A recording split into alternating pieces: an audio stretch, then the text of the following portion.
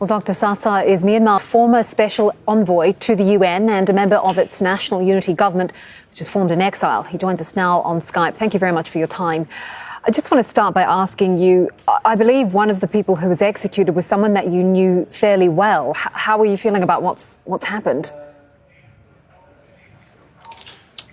Yes, this is a dark day for democracy.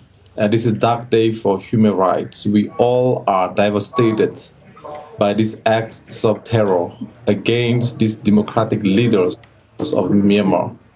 One of the executed by these military generals were my friends, and they are my leaders, they are my brothers, they are my friends. Now they are the martyrs of democracy and human rights. Indeed, they can take away their bodies, but the military generals in Myanmar will not take away the visions of these martyrs of democracy.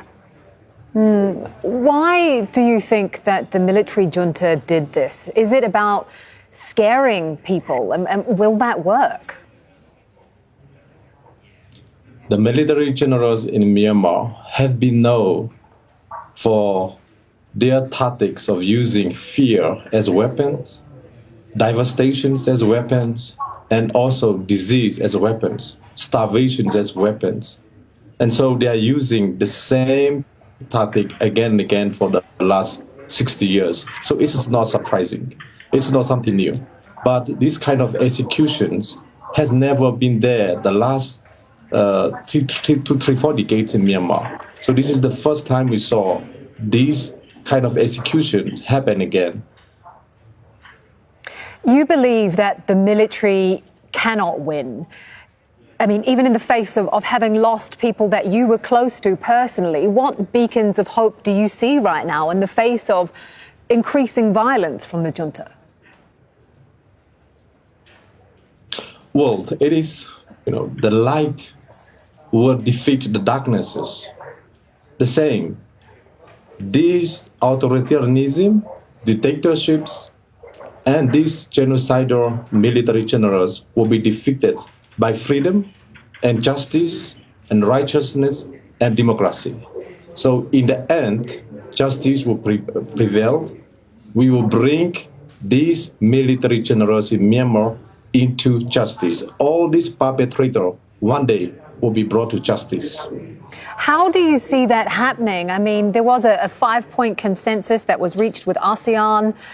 Even before these executions, it was already seen as being a failure. So what is the way out of this?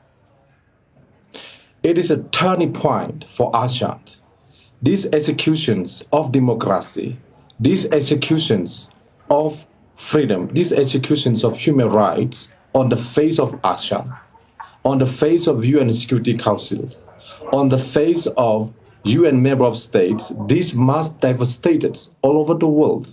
In fact, it's a turning point for ASEAN, a turning point for UN Security Council. They must respond in the strongest term. They must immediately respond in the firm and the strongest term to this execution. What are the next steps then for the national unity government, which, as we mentioned, has been formed in exile? We will not bow down in front of this kind of military generals tactic. In fact, these same military generals in Myanmar who have executed these 4 democratic leaders in Myanmar are guilty of crime against humanity, against the Rohingya Muslim brothers and sisters in the World Court of International Court of Justice, ICJ, just a few days ago. So all options of international mechanism on justice, and also once we get our freedom, all these perpetrators will be brought to justice, and we will never surrender. We will never give up our fight for freedom. We will never surrender for our fight for democracy. It makes us stronger and more determined. All right. Hey, thank you very much for joining us, Dr. Sasa there, Myanmar's former special envoy to the UN. Thank you for having me.